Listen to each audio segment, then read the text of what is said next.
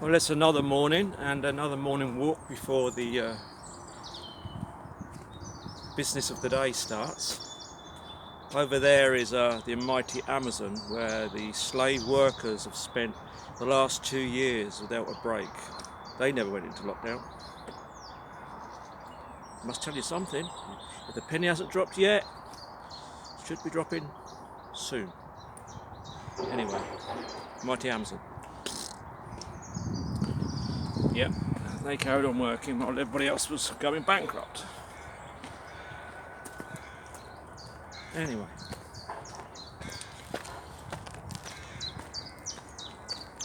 I was just thinking earlier about that mental dialogue you get,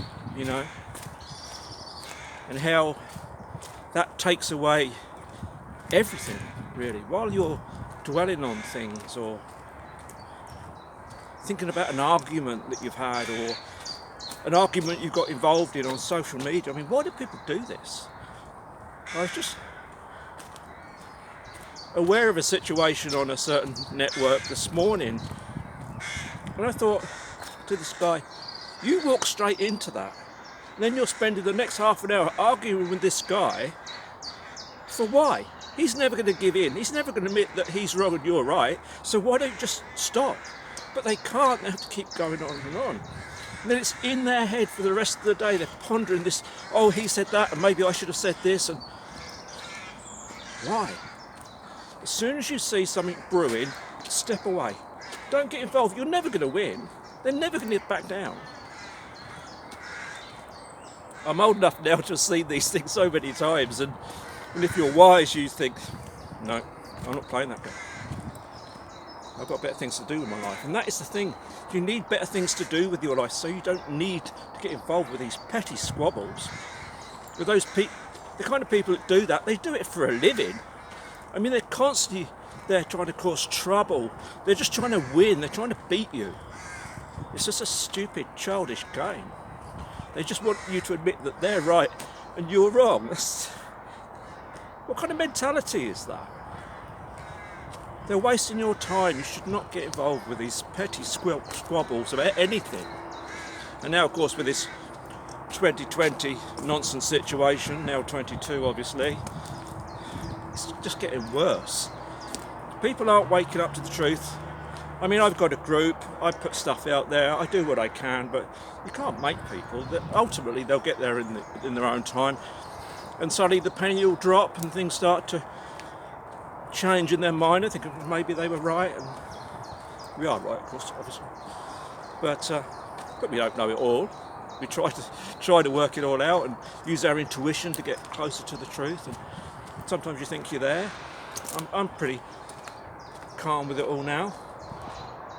I mean, right back 2 years ago, I was putting out posts that I was optimistic for the outcome, and I got an awful lot of verbal abuse for that.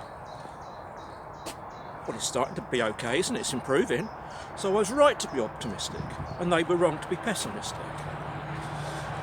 But, I mean, I could have been proved to be wrong, but I didn't feel it in my heart that I was going to be wrong. I was kind of quite confident that things would eventually work out. And what's happening now is a tip of the iceberg. It's getting an awful lot better than this, I absolutely guarantee you. That's a train, by the way. By the sounds of it, because it's very long, it's a goods train. Yeah, it's a very long goods train. Anyway, now what was I talking about? Oh yeah, internal dialogue. You know, when I first realised that I'd passed the point of internal dialogue, I was driving towards Cambridge in England, and being the courteous person I am, there was a big truck wanting to come out of the petrol station. So I stopped to let him into this big mass of traffic. Now most people would do that. You know, he's got how long are these lorries, 40 foot or something? He's never going to get out unless somebody lets him out. So he's distracted by another train there. Anyway, so I stopped, let him out, and of course he's 40 foot, he needs a lot of turning room, so that held everybody up, and everybody was cool with that, except one person who, when he got his van next to me, he gave me the most verbal abuse you could imagine for being courteous to another driver. This guy was so unbelievably rude, I cannot put it into words. And as he drove off at speed, weaving his way through the traffic, he gave me a signal. You can imagine what signal he gave to me.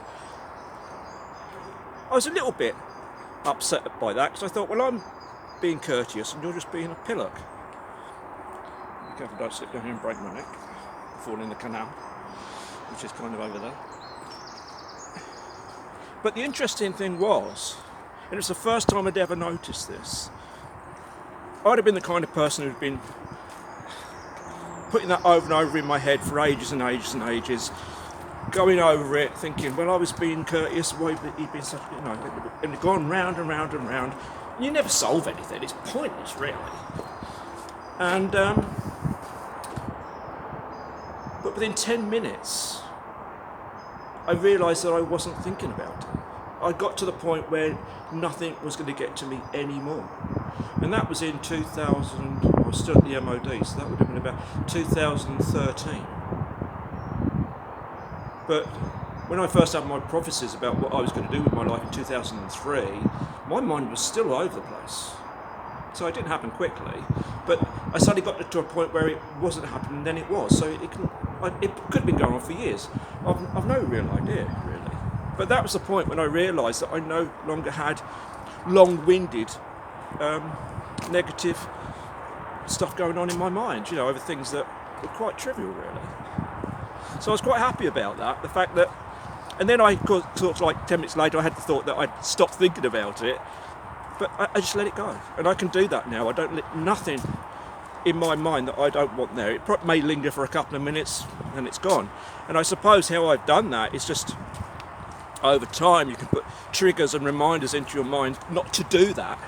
It's just like computer programming, really. You know, if you put something in your computer to remind you to do something or remind you not to do something, it would do that. And it's the same with your mind. You can, you know, create something in your mind so that to remind you not to do it, and then it's so subtle you don't even notice it, and you're just not doing it. It just doesn't happen. So you need to get rid of all that stuff.